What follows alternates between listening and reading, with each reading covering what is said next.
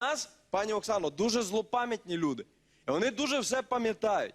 І вас одних убрали, а інших вибрали, тому що були якісь обіцянки. А насправді нам кажуть, платіть за 220, за газ по 200, за світло 220. Нам дають хрінові 220, їх нема, у нас техніка горить.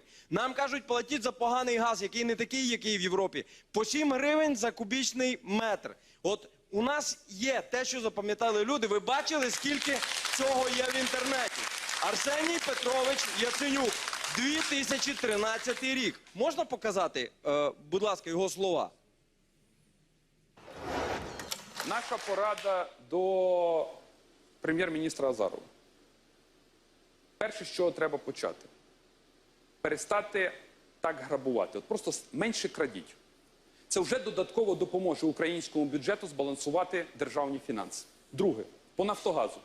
Він вам, напевно, не розказав тут правду. Він каже про підвищення тарифів. А він нехай розкаже правду.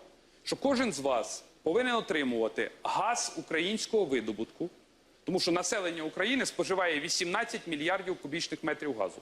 А добуваємо ми 20 мільярдів кубічних метрів газу. Кожен громадянин України повинен отримувати оцей так званий газ власного видобутку. Його вартість сьогодні сягає максимум від 70 до 100 доларів, в залежності від того, де він видобувається. Це не 100, це не 200, це не 300, це не 500 доларів. Це 70 доларів власного українського газу. Але цей газ вам не віддають.